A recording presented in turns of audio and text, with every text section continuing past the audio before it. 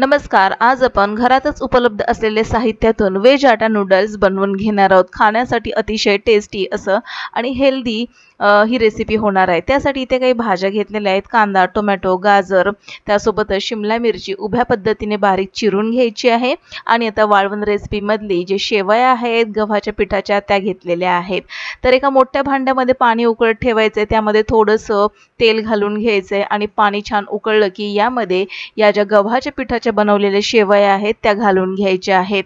80 ते 90% या शेवया शिजल्या की आपल्याला त्या काढून घ्यायच्या आहेत. तर या शेवया शिजण्यासाठी जास्त काही वेळ लागत नाही.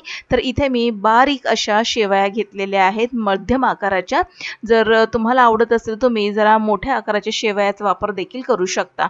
आता 80 ते 90% या शेवया शिजून तयार झालेल्या आहेत. याला आता आपण काढून डायरेक्ट चाळणीमध्ये ठेवून घेणार आहोत.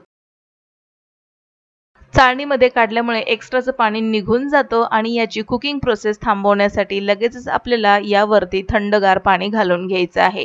थंड पाणी घातल्यामुळे कुकिंग प्रोसेस थांबते आणि शेवया छान अशा मोकळ्या सुटसुटीत होतात. तसं पाहायला गेलं तर आपण उकळत्या पाण्यामध्ये तेल घातलं होतं त्यामुळे या शेवया कुठेही चिकटत नाहीत.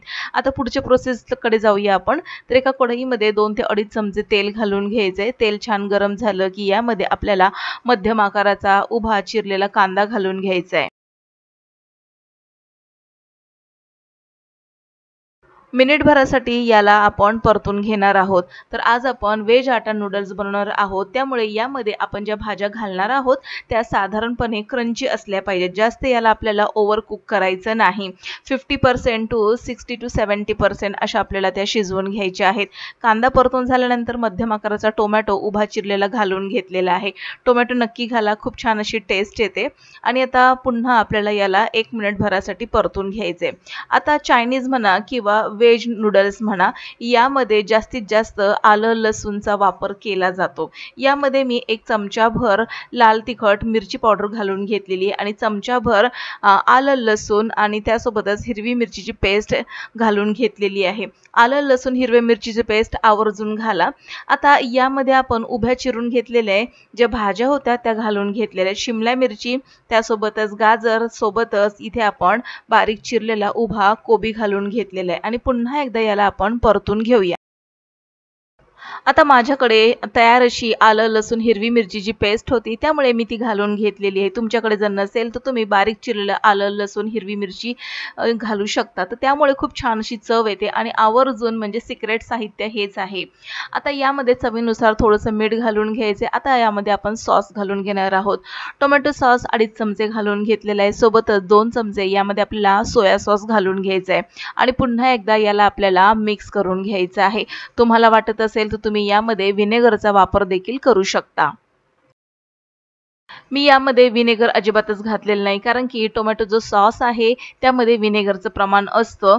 त्यामुळे इथे मी व्हिनेगर किंवा लिंबाचा रस अजिबातच वापरलेला नाही. फक्त टोमॅटो सॉसमुळे मस्त टँगी अशी चटपटीत ही वेज आटा नूडल्स बनून तयार होते. आता हे जे आपण नूडल्स बाजूला ठेवले होते ते आपण सगळे यामध्ये घालून घेतलेले आहेत आणि त्याला आता एका चमच्याने अशा पद्धतीने मिक्स करून घ्यायचं आहे.